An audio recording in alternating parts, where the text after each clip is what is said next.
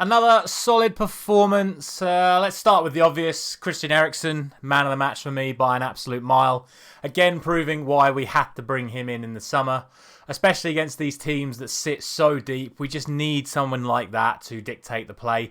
Granted, it did take longer than I would have hoped for us to get the opening goal. It didn't take as long as it did against Ammonia this time, thankfully, and it wasn't a surprise to see Eriksen get the initial assist with a brilliant corner, which was beautifully met by Diogo Dalot from the opener. Second half was a lot more comfortable from that point onwards. I thought, like I say, we played really well, controlled the ball well, created lots of opportunities. Rashford finally scoring a header for I think the first time in 4 years that Rashford has scored a header after missing so many, obviously most notably against Newcastle last week. And then Ronaldo, of course, finally getting his goal as well in front of the Old Trafford crowd. Massive confidence booster for him. So all in all, a good night. So let's talk about the other things. I mean, we'll start with the two things that I've got on the thumbnail. Firstly, Antony doing his trademark fidget spinner move. I mean, sure, showboat, tease the opposition. The guy did say before kickoff that he wasn't going to give Antony any space. So I imagine that's the reason why he did it, just to sort of give a, to him and say, oh, I thought you were going to close me down all the time. Look at me, I can do all this because you're not closing me down, and then giving the ball away. Ten Hag did something at half-time, but I'm with the opinion of Robbie Savage that was a planned substitution. Antony is a key player for us. We need him for West Ham. And with us already having the lead, there was no need for him in that second half. I've got no issue with showboating. I do have a slight issue that you do it when it's 0-0, but it is what it is. And secondly, what I've actually put as the main comment on today's thumbnail, which is, should Garnacho be playing over Jadon Sancho? And off the back of that performance, yes, I think he absolutely should. Sancho has been poor the last couple of weeks. I think there's no shadow of a doubt about that. He was very poor against Newcastle. He was very poor against Chelsea. Not really seen the best of Jadon Sancho in a while now. He had a good pre-season. He had a good start to the season.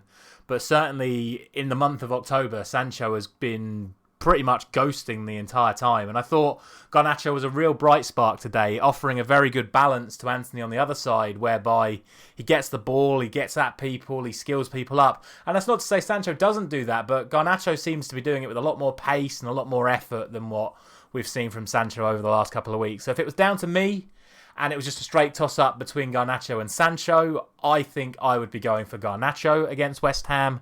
There is just one slight other thing to contend with, which is, of course, Cristiano Ronaldo's back in the starting lineup. So he could also start, and then you put Rashford on the left. That is actually what I would do. I'm one of those people that are of the opinion that you need to play Cristiano Ronaldo. He is a goal scorer. I said in the last video how desperately we needed a goal scorer on the pitch against Chelsea. He had some chances tonight. Granted, he did miss a few.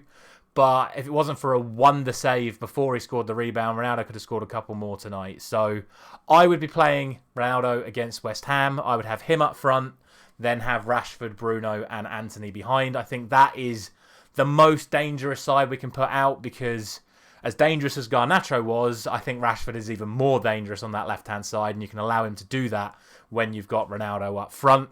The other key decision is going to be at centre-back. Maguire is now fit again. He played the second half for Martinez, same reason as Antony. He was always going to take Martinez off. He was a yellow card risk for the final game against Sociedad, and obviously we need him for West Ham. So it's definitely going to be me, Martinez. It's just whether or not you go for Lindelöf or Maguire, and from what I've seen tonight, it absolutely has to be Lindelöf. I thought Lindelöf didn't put a foot wrong tonight. Maguire, when he came on second half, looked a bit rusty.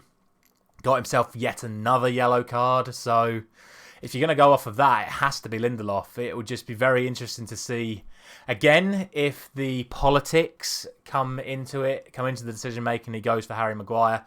Obviously, Gareth Southgate's going to want that, because they just said on commentary it's only 25 days till England's first World Cup match. So it's going to be even less when we play West Ham at the weekend. So tough times ahead, potentially for Maguire, but we will see. If, like I say, the politics dictate that he should play, then he'll play over Lindelöf. I don't think he should. I think it should be Lindelöf. And I don't really think there's anything else to say. I was really impressed with the way we played in that second half. Like I said, important goals for important players. Donny's back as well. Should probably mention that as well. Good to see Donny back on the pitch.